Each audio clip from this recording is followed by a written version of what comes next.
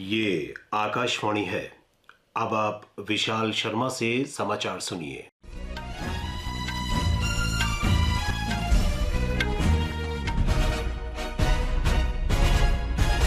रक्षा मंत्री राजनाथ सिंह ने आज सीमा सड़क संगठन द्वारा 2236 करोड़ रुपए की लागत से निर्मित 75 बुनियादी ढांचा परियोजनाओं का उद्घाटन किया। सिक्किम में रक्षा मंत्री ने 22 सड़क, 51 पुल और 2 अन्य परियोजनाओं का भी उद्घाटन किया। इन परियोजनाओं का निर्माण अंडमान और निकोबार द्वीप समूह सहित देश के 11 सीमावर्ती राज्यों और केंद्र शासित प्रदेशों में किया गया है। इस अवसर पर रक्षा मंत्री राजनाथ सिंह ने कहा कि 2014 में एनडीए सरकार के सत्ता में आने से पहले विकास की गति रुक गई थी और पूर्वोत्तर तथा सीमावर्ती राज्य विकास के अवसरों से वंचित थे। राष्ट्रपति द्रौपदी मुर्मू कल से 19 अक्टूबर तक अल्जीरिया, मॉरिटानिया और मलावी की 3 देशों की यात्रा पर जाएंगी। ये भारत के राष्ट्रपति की 3 अफ्रीकी देशों की पहली यात्रा होगी।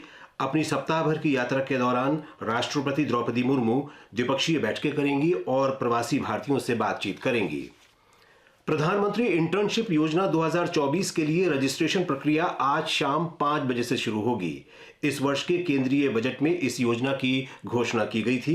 ये योजना युवाओं को कारोबारी माहौल में व्यावहारिक अनुभव प्राप्त करने में सहायता के लिए 12 महीने की इंटर्नशिप प्रदान करती है। केंद्र सरकार ने आंध्र प्रदेश और राजस्थान में ग्रामीण स्थानीय निकायों को चालू वित्तीय वर्ष के लिए 15वें वित्त आयोग अनुदान की पहली किस्त जारी कर दी है। पंचायती राज मंत्रालय ने कहा कि आंध्र प्रदेश को करीब 396 करोड़ रुपए का अप्रयुक्त अनुदान और करीब 593 करोड़ रुपए का बद्ध अनुदान दिया गया है। दक्षिण रेलवे के चेन्नई डिवीजन में गुम्मिडपुंडी के पास कवरपेट्टी में कल रात हुई ट्रेन दुर्घटना की उच्च स्तरीय जांच के आदेश दिए गए हैं। मैसूर दरभंगा बागमती एक्सप्रेस पोन्नेरी से गुजर रही थी, तभी ट्रेन एक खड़ी मालगाड़ी से टकरा गई। दुर्घटना में घायल हुए 16 यात्रियों का विभिन्न अस्पतालों में इलाज चल रहा है।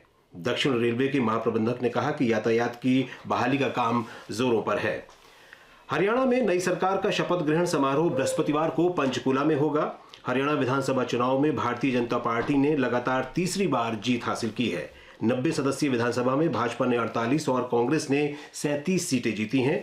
इंडियन नेशनल लोकदल ने 2 सीटें जीती। 5 निर्दलीय उम्मीदवार भी कामयाब रहे। मुख्यमंत्री नायब सिंह सैनी ने लाडवा सीट और पूर्व मुख्यमंत्री भूपेंद्र सिंह हुड्डा ने गढ़ी सांपला किरोई सीट जीती। वहीं नेशनल कॉन्फ्रेंस एनसी के नेतृत्व वाले गठबंधन ने जम्मू कश्मीर में सरकार बनाने का दावा पेश किया है। पार्टी के उपाध्यक्ष उमर अब्दुल्ला ने कल श्रीनगर में उपराज्यपाल मनोज सिन्हा से मुलाकात की और उन्हें इस संबंध में एक पत्र सौंपा। विजयदशमी और दुर्गा पूजा का पर्व आज पूरे देश में श्रद्धा और उल्लास के साथ मनाया जा रहा है। विजयदशमी का त्योहार बुराई पर अच्छाई की जीत के प्रतीक के रूप में मनाया जाता है। राष्ट्रपति द्रौपदी मुर्मू, उपराष्ट्रपति जगदीप धनखड़ और प्रधानमंत्री नरेंद्र मोदी ने विजयदशमी पर शुभकामनाएं दी हैं। अमेरिका ने इसराइल पर मिसाइल हमलों के मद्देनजर ईरान के ऊर्जा व्यापार पर प्रतिबंधों की घोषणा की है। अमेरिका के विदेश मंत्री एंटनी ब्लिंकन ने कहा है कि अमेरिका ईरान के परमाणु कार्यक्रम का वित्त पोषण रोकने के लिए कदम उठा रहा है।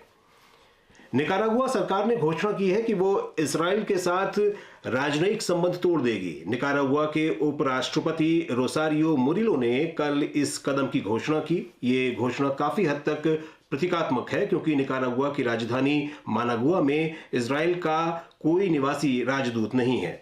दोनों देशों के बीच रिश्ते लगभग न के बराबर हैं। शारजाह में महिला T20 क्रिकेट विश्व कप में ग्रुप ए में इस समय न्यूजीलैंड का मुकाबला श्रीलंका से हो रहा है। ताजा समाचार मिलने तक श्रीलंका ने टॉस जीतकर बल्लेबाजी करते हुए 7 ओवर में 1 विकेट पर 42 रन बना लिए थे।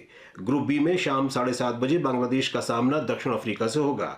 दक्षिण अफ्रीका 2 जीत के साथ ग्रुप में दूसरे स्थान पर है।